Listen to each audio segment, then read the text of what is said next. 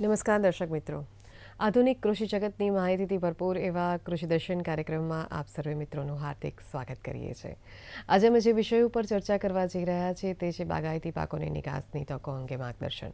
દર્શક મિત્રો, આજના આધુનિક સમયમાં ઔદ્યોગિક ક્ષેત્રની જેમ કૃષિ ક્ષેત્રે પણ આર્થિકીકરણ થવા લાગ્યું અને કૃષિ વિકાસની અનેક તકો ઉપલબ્ધ થવા લાગી. આજે ધાન્ય વર્ગોની જેમ બાગાયતી પાકોનું પણ આજે નિકાસ શક્ય બની છે. તો આ બાગાયતી પાકોની નિકાસ કરતી વખતે કઈ કઈ બાબતોની તકેદારી રાખવી તે વિશે માર્ગદર્શન આપવા માટે અમારા સ્ટુડિયોમાં પધાર્યા છે શ્રુતિ એસ વસાવા.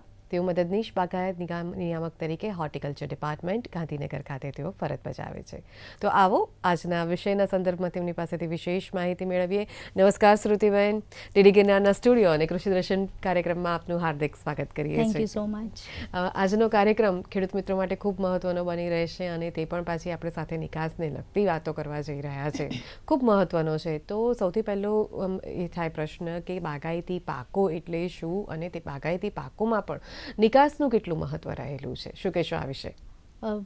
પાયલબેન, બાગાયતી પાકો આજે વિશ્વવિખ્યાત છે. બાગાયતી પાકોમાં ફળ, ફૂલ, શાકભાજી, મસાલા પાકો જેવા ઘણા અગત્યના બાગાયતી પાકોનો સમાવેશ થાય છે. તેમાં બાગાયતી પાકો જ નિકાસ માટે આટલું મહત્વ કેમ ધરાવે છે? બાગાયતી પાકોમાં ભારતમાંથી ઉત્પન્ન થયેલા બાગાયતી પાકોની એક સ્પેશિયલ ટેસ્ટ અને એક એરોમા હોય છે. આજના યુગમાં જોવા જઈએ તો આજે ભારતમાંથી નિકાસ થતા બાગાયતી પાકોમાં ફળ, ફૂલ, શાકભાજી અને મસાલા પાકોનું ખૂબ આગવું મહત્ત્વ છે. નિકાસની વાત કરીએ તો નિકાસ આપણે કેમ કરવી જોઈએ? હવે નિકાસમાં આપણે જ્યારે ભારતમાં કે ગુજરાતમાં એક આપણું જરૂરિયાત કરતાં સરપ્લસ ઉત્પાદન જ્યારે થાય છે ત્યારે આપણે તેની નિકાસ કરીએ છીએ. વિદેશોમાં જ્યારે તેની માંગ પણ હોય છે. મેં અત્યારે કહ્યું એ રીતે ભારતમાંથી ઉત્પન્ન થયેલા બાગાયતી પાકોના સ્પેશિયલ ટેસ્ટ અને એના એરોમાને લીધે બાગાયતી પાકોની માંગ આંતરરાષ્ટ્રીય લેવલે ખૂબ વિશેષ છે. જ્યારે નિકાસ કરવાથી આપણે વિદેશી હુંડિયામણ કમાવી શકીએ છીએ, આપણે રોજગારી ઊભી કરી શકીએ છીએ, તેમજ આપણે એક તંદુરસ્ત અર્થવ્યવસ્થાને ઓપ આપી શકીએ છીએ. જી, ખૂબ સરસ માહિતી આપી બાગાયતી પાકો અને તેને સંલગ્ન નિકાસ વિશેની. હવે જ્યારે આપણે નિકાસની વાત કરી જ રહ્યા છીએ ત્યારે જ્યારે નિકાસ થઈ રહી છે બાગાયતી પાકોની, તો તેમાં આપણા ભારત દેશનું સ્થાન કઈ જગ્યાએ છે અને એમાં પણ આપણું ગુજરાત રાજ્ય. તો એ ગુજરાત રાજ્ય કયા નંબર ઉપર આવે છે નિકાસની ધ્યાનમાં રાખીને? આજે આંતરરાષ્ટ્રીય કક્ષાએ WHO જેવી સંસ્થાઓ અને ખૂબ રાજ્યના મોટા બજારો આજે તંદુરસ્તીને લઈને આજે ખૂબ જ સચેત બન્યા છે. લોકો આંતરરાષ્ટ્રીય કક્ષાએ શુદ્ધ, સાત્વિક અને પોષણસભર પ્રોડક્ટની માંગ આજે બજારમાં વધારે છે. જ્યારે ભારતનું સ્થાન આપણે ફળ, શાકભાજી, મસાલા પાકોના ઉત્પાદનમાં જોવા જઈએ તો આખા વિશ્વમાં બીજા ક્રમે છે. જ્યારે ગુજરાતનું સ્થાન આપણે જોવા જઈએ તો તે 5મા સ્થાને છે.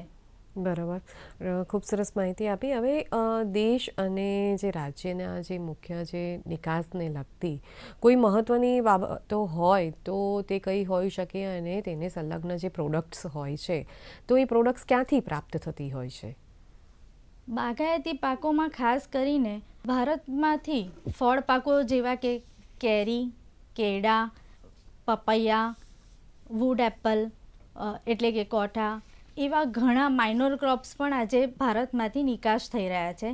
જ્યારે શાકભાજી પાકોમાં ભીંડા, કારેલા, મરચાં, રીંગણ, ટામેટાં જેવા પાકોની સરગવો આ બધા ખૂબ અગત્યના બાગાયતી પાકો છે જેની નિકાસ થાય છે.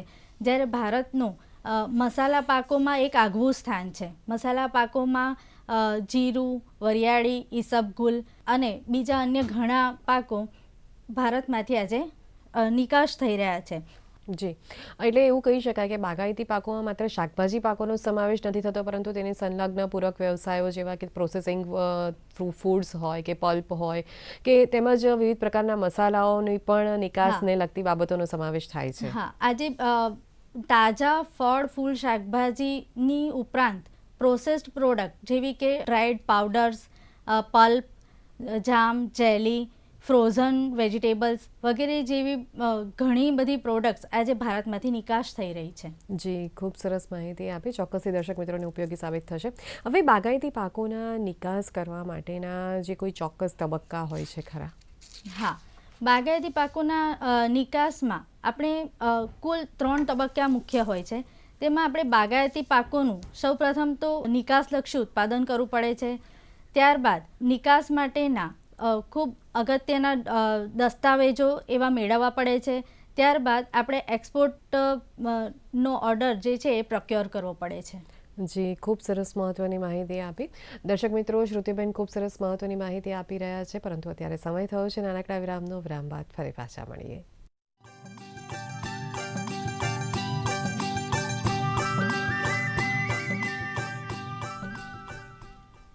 વિરામ બાદ આપ સૌનું હાર્દિક સ્વાગત છે. આજનો વિષય છે બાગાયતી પાકોના નિકાસ અંતર્ગત માર્ગદર્શન. દર્શક મિત્રો, શ્રુતિબેન પાસેથી માહિતી મેળવીએ, ચર્ચાનો દોર આગળ વધારીએ. શ્રુતિબેન, આપણે ખૂબ સરસ માહિતી આપી કે જે બાગાયતી પાકોની નિકાસ કરવામાં આવે છે અને નિકાસના કયા કયા તબક્કા હોઈ શકે. પરંતુ ઘણી વખત જ્યારે ખેડૂત મિત્રો એમ ઈચ્છતા હોય કે અમારે પણ કે અમારી પ્રોડક્ટની નિકાસ કરવી છે, પરંતુ તેનું અંતર્ગત માર્ગદર્શન જોઈતું હોય તો તેઓને ક્યાંથી મળી શકે, તો તે અંતર્ગત શું કહેશો? બાગાયતી પાકોનું જ્યારે ખેડૂત કે કંપની દ્વારા નિકાસ કરવી હોય તો એના માટે સૌપ્રથમ તો આપણે મેં કીધું તેમ નિકાસલક્ષી ઉત્પાદન કરવું પડે છે. હવે નિકાસલક્ષી ઉત્પાદનમાં શેનો સમાવેશ થાય છે? નિકાસલક્ષી ઉત્પાદન એટલે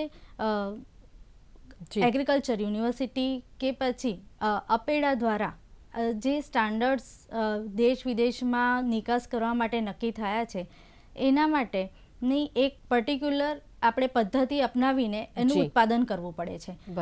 એના માટે આપણે સૌપ્રથમ તો ગેપ સર્ટિફિકેટ લેવું પડે છે. ગેપ સર્ટિફિકેટ મેળવવા માટે આપણે ખેતરમાં કોઈ પણ પાક જ્યારે વાવણી કરીએ ત્યારે તેમાં એનું વાવેતર માટેનું પ્લાન્ટિંગ મટીરિયલ, એના વાવેતરનો સમય, વાવેતર કર્યા પછી અને પહેલાં આપણે શું એને ટ્રીટમેન્ટ આપી છે એના પ્લાન્ટિંગ મટીરિયલને, બરાબર, તેમજ એમાં ક્યારે ક્યારે તમે પિયત આપ્યું છે, ક્યારે ક્યારે તમે એમાં ખાતર, દવા આપ્યા છે, એના તમામ શેડ્યુલ ના ફાર્મ રેકોર્ડ્સ આપણે એ ગેપ સર્ટિફિકેશન માટે જરૂરી હોય છે. અને સૌથી અગત્યની વસ્તુ છે કે એના માટે સેનિટેશન ખૂબ જ જરૂરી છે. સેનિટેશન જો આપણે ખેતર ઉપર રાખીએ તો આપણને એક હેલ્ધી પ્રોડક્ટ મળે છે. જ્યારે વિદેશોમાં યુરોપિયન કન્ટ્રીઝ છે એની માટે ગેપ સર્ટિફિકેટ ખૂબ જ અગત્યનું છે. એ મેળવવા માટે મેં કીધું એમ આ પ્રકારના આખા ફાર્મ રેકોર્ડ્સ આપણે રાખવા પડે છે. અને ફાર્મ રેકોર્ડ્સમાં એના પર કરેલી ટ્રીટમેન્ટનો પણ સમાવેશ કરવામાં આવે છે. હવે આ જે ખેડૂત મિત્રો જેવું ઈચ્છતા હોય કે અમારે બાગાયતી પાકોની નિકાસ કરવી છે, તો તે નિકાસને સંલગ્ન કોઈ ચોક્કસ સ્ટાન્ડર્ડ નક્કી કરવામાં આવ્યા છે ખરા, અને તે કયા કયા હોઈ શકે? સ્ટાન્ડર્ડ મેં કીધું એમ કે જ્યારે બાગાયતી પાકોની નિકાસ ખેડૂત મિત્રોએ કે કંપનીએ કરવી હોય છે ત્યારે જે પણ પાક ઉત્પાદન થાય છે અને કાં તો પછી એમાંથી ઉત્પાદિત જે પણ પ્રોડક્ટ હોય છે એના ક્વોલિટી સ્ટાન્ડર્ડ ખૂબ જ અગત્યનો ભાગ ભજવે છે. દરેક દેશ દ્વારા પોતાના એક સ્ટાન્ડર્ડ નક્કી કરવામાં આવે છે કે જેમાં પાકવાર એના ક્વોલિટી, એનું સાઇઝ, કોઈ પણ ફ્રૂટ કે વેજીટેબલ હોય એની ક્વોલિટી, એનો રંગ, એનો સાઇઝ, એનો ટેસ્ટ, તેમજ એ કેટલું જંતુ મુક્ત છે અને રેસિડ્યુ ફ્રી છે એની ખૂબ જ અગત્ય રહેલું છે. આ સાથે જોડાયેલી સંસ્થાઓ જ્યારે પણ આપણે નિકાસ કરવી હોય ખેડૂત મિત્રો, ત્યારે આપણે આ ગેપ સર્ટિફિકેટ એક વખત આપણને મેળવ્યા બાદ જ્યારે પણ પ્રોડક્ટ આપણી જ્યારે બહાર આવે છે, જ્યારે એનું હાર્વેસ્ટિંગ આપણે કાપણી કરી લઈએ છીએ, એના પછી પોસ્ટ હાર્વેસ્ટ મેનેજમેન્ટ જે આપણે હેન્ડલિંગ કહીએ છીએ એ કરીને આપણે એમાં એને એકદમ સેનિટેશન, એકદમ ચોખ્ખાઈથી, હાઇજીનથી કાપણી બાદ એને પ્રી કુલિંગ કર્યા બાદ એને વોશિંગ કરીને એને જર્મ ફ્રી, એને ટ્રીટમેન્ટ જે તે દેશ માટે જરૂરી છે તેવી. મેંગોનું એક્સપોર્ટ જ્યારે આપણે કરવું હોય છે ત્યારે યુએસએમાં જો એક્સપોર્ટ કરવું હોય છે તો એની માટે ઇરેડિયેશન કમ્પલસરી એક ટ્રીટમેન્ટ છે, હોટ વોટર ટ્રીટમેન્ટ કમ્પલસરી છે. જાપાન માટે કરવું હોય તો વેપર ટ્રીટમેન્ટ જી. જરૂરી છે.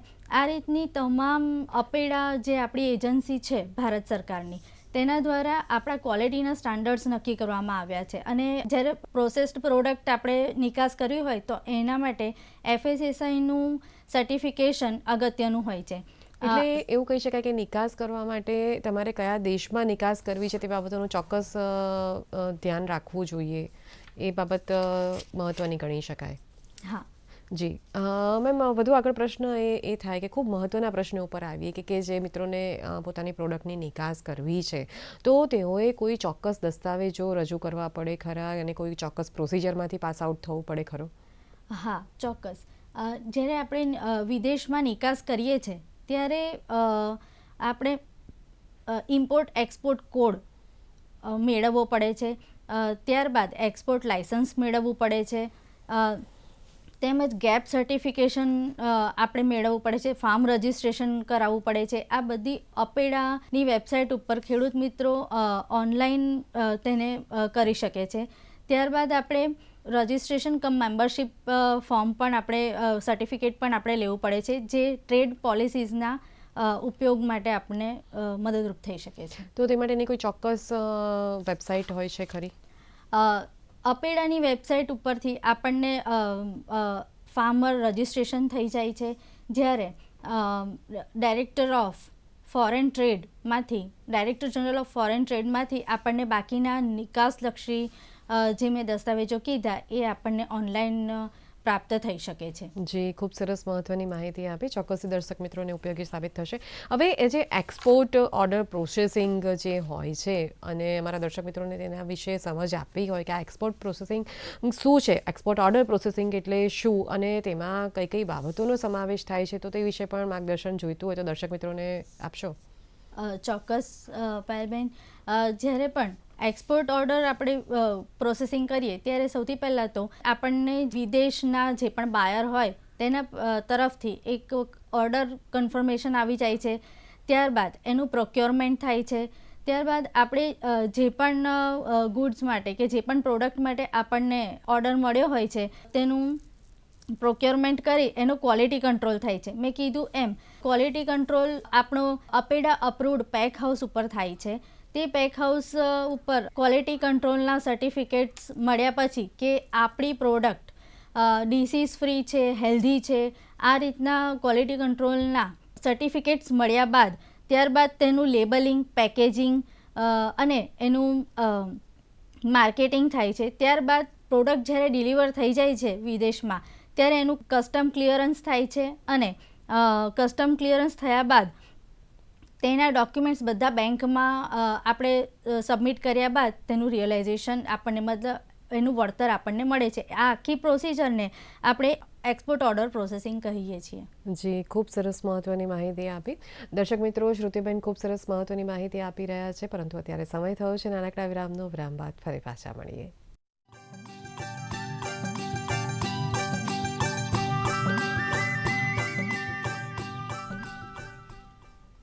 વિરામ બાદ આપ સૌનું હાર્દિક સ્વાગત કરીએ છીએ. આજનો વિષય છે બાગાયતી પાકોમાં નિકાસની તકો અંગેનું માર્ગદર્શન. શ્રુતિબેન પાસેથી ખૂબ સરસ મહત્ત્વની માહિતી મેળવી. હજુ વધુ આગળ ચર્ચા કરીએ. મેમ, ખૂબ સરસ આપે મહત્ત્વની માહિતી આપી કે એક્સપોર્ટ ઓર્ડર પ્રોસેસિંગ વિશેની, અને હવે વધુ આગળ ચર્ચા કરીએ કે જે નિકાસનું જે વળતર મેળવવાનું હોય છે અને એ વળતર મેળવવા માટે કોઈ ચોક્કસ પ્રકારના દસ્તાવેજો રજૂ કરવા પડે ખરા? જ્યારે પણ કોઈ વસ્તુનું કે કોઈ પ્રોડક્ટનું આપણે નિકાસ કરીએ છીએ ત્યારે એનું વળતર મેળવવા માટે આપણને, મેં વાત કરી એમ, ઇમ્પોર્ટર એક્સપોર્ટર કોડ IEC એક ખૂબ જ અગત્યનું ડોક્યુમેન્ટ છે. એક્સપોર્ટ લાઇસન્સ ખૂબ અગત્યનું ડોક્યુમેન્ટ છે. સર્ટિફિકેટ ઓફ ઓરિજિન એટલે આ પ્રોડક્ટ કઈ જગ્યાની છે તે બાબતનું સર્ટિફિકેટ ખૂબ જરૂરી છે. એ ઉપરાંત બિલ ઓફ લેડિંગ, બિલ ઓફ લેડિંગ એટલે કે જે પણ તમારા વાહતુકના જે પણ બિલ છે એ ખૂબ જરૂરી છે. એનું પેકેજિંગનું બિલ ખૂબ જ જરૂરી છે. તેમજ તેના ઇન્સ્પેક્શન જે ફાઇટોસેનિટરી સર્ટિફિકેટ્સ હોય છે તે પણ આના માટે ખૂબ જ અગત્યના હોય છે. હવે જે ખેડૂત મિત્રોને કે જે સંસ્થાઓને પોતાની બાગાયતી પાકોનું જે નિકાસ કરવી હોય અને તેઓને માહિતી જોઈતી હોય તો નિકાસની સાથે સંકળાયેલ કોઈ ચોક્કસ સંસ્થાઓ છે ખરી, અને તે કઈ કઈ છે?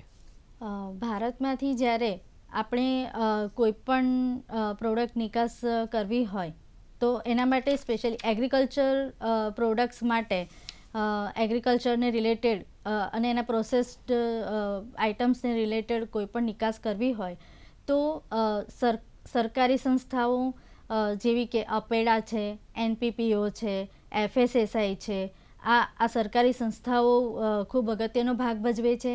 તેમજ ખેડૂતો અને ઉદ્યોગ સાહસિકો એનું અવિભાજ્ય અંગ છે. જ્યારે એક્સપોર્ટર અને ટ્રેડર એ પણ આનામાં ખૂબ મહત્ત્વનો ભાગ ભજવે છે. જી, ખૂબ સરસ માહિતી આપી. દર્શક મિત્રોને ચોક્કસથી ઉપયોગી સાબિત થશે. અને મેમ એક ખૂબ મહત્ત્વના પ્રશ્નો ઉપર આવીએ કે જે દેશમાં જે નિકાસ થતી હોય છે અને તે માટેના જે પેલા પોર્ટ્સ પણ અલગ અલગ જગ્યાઓ ઉપર આવેલા છે, તો તે પોર્ટ્સ કયા કયા હોય છે તે વિશે પણ માર્ગદર્શન આપવું હોય તો દર્શક મિત્રોને આપશો. હા, ચોક્કસથી. આપણા દેશમાંથી જ્યારે પણ કોઈ પણ વસ્તુ નિકાસ કરવી હોય છે ત્યારે સૌથી પહેલાં તો આપણું નિકાસલક્ષી ઉત્પાદન થયા બાદ, ડોક્યુમેન્ટેશન થયા બાદ જ્યારે પણ એનું પેકેજિંગ કરવામાં આવે છે તો પેકેજિંગ આપણે અપેડાના સ્ટાન્ડર્ડ્સ મુજબ જ આપણે પેકેજિંગ કરીને આપણે આપણા દેશના જે પણ નિર્ધારિત પોર્ટ્સ છે એના ઉપર આપણે કન્ટેનરમાં મોકલવાનું હોય છે. જી. એમાં આપણા દેશમાં અત્યારે હાલ 142 જેટલા પોર્ટ્સ આપણા અત્યારે હયાત છે, જેમાં ICD પોર્ટ્સ, ઇનલેન્ડ કન્ટેનર ડિપોર્ટ્સ છે, જેમાં એર કાર્ગો કોમ્પ્લેક્સ છે, તેમજ દરિયાઈ માર્ગે જે પણ સી ફ્રેટ માટે કે દરિયાઈ માર્ગે પણ ઘણા બધા પોર્ટ્સ છે આપણા દેશમાં. એમજ એગ્રો એક્સપોર્ટ ઝોન્સ પણ છે કે જ્યાંથી સ્પેશિયલ આ બધા અપેડાની કેટેગરીઝ છે પોર્ટ્સની, તો ત્યાં અલગ અલગ પોર્ટ્સ પરથી અલગ અલગ વસ્તુઓ આપણે નિકાસ કરી શકીએ છીએ. જી, ખૂબ સરસ માહિતી આપી. હવે જે નિકાસને લગતી સરકારશ્રીની કોઈ સહાય યોજનાઓ છે ખરી, અને તે કઈ કઈ છે અને તેમાં પણ મળવાપાત્ર સહાય કેટલી હોય છે, તે કદાચ આ પ્રશ્ન દર્શક મિત્રો માટે ખૂબ મહત્ત્વનો સાબિત થશે, તો તે અંતર્ગત પણ માર્ગદર્શન આપશો. ચોક્કસ. બાગાયતી પાકોની જ્યારે પણ આપણે નિકાસ કરીએ છીએ ત્યારે અત્યારે હયાતમાં બાગાયતી પાકો કે બાગાયતી પ્રોસેસ્ડ પ્રોડક્ટની નિકાસ ઉપર જો સરકારશ્રી દ્વારા વાહતુક ખર્ચ જો હવાઈ માર્ગે આપે નિકાસ કરી હોય તો જે આપણો હવાઈ નૂરનો જે ખર્ચ છે તેના 25% મહત્તમ 10 લાખ સુધીની સહાય ખેડૂત મિત્રોને મળવાપાત્ર છે. જ્યારે દરિયાઈ માર્ગે આપ નિકાસ કરો તો ખર્ચના 25% અને મહત્તમ 2.5 લાખ રૂપિયા ખેડૂતોને મળવાપાત્ર છે. વધુમાં એક્સપોર્ટ રિલેટેડ જો આપને પેક હાઉસ ઊભા કરવા હોય કે પછી એના રાઇપનિંગ ચેમ્બર છે, એને પોસ્ટ હાર્વેસ્ટને લગતા જેટલી પણ માળખાકીય સુવિધાઓ છે એ ઊભી કરવી હોય તો mission for integrated horticulture development યોજના અંતર્ગત 35% થી 50% સુધીની સહાય સરકાર દ્વારા આપવામાં આવે છે. મેમ, એક પ્રશ્ન એ પણ થાય કે આપણે આગળના પ્રશ્નના ઉત્તરમાં ઘણી વખત અપેડા શબ્દનો ઉપયોગ કર્યો છે, અને અમારા દર્શક મિત્રોને જાણવું હોય કે આ અપેડા એટલે શું છે, શું તે કોઈ સંસ્થા છે કે કોઈ ચોક્કસ પ્રકારની કામગીરી સાથે સંકળાયેલ વિભાગ છે, શું છે? એગ્રીકલ્ચર અને બાગાયતી પાકોના નિકાસ માટે અપેડા ખૂબ જ મહત્ત્વનો ભાગ ભજવે છે. અપેડા એટલે agriculture processed food product export development authority. આ એક ભારત સરકારની સંસ્થા છે અને આ સંસ્થા દ્વારા એક્સપોર્ટ નિકાસને લગતા તમામ એની પોલિસીઓ ઘડવામાં આવે છે, તેના નિકાસના સ્ટાન્ડર્ડ્સ નક્કી કરવામાં આવે છે, ખેડૂતોને એક પ્લેટફોર્મ પૂરું પાડવામાં આવે છે. એમાં એના ફાર્મ રજિસ્ટ્રેશનથી લઈને એના પોલિસી મેકિંગ છે, એના સ્ટાન્ડર્ડ્સ છે, બધું અપેડા દ્વારા નક્કી કરવામાં આવે છે.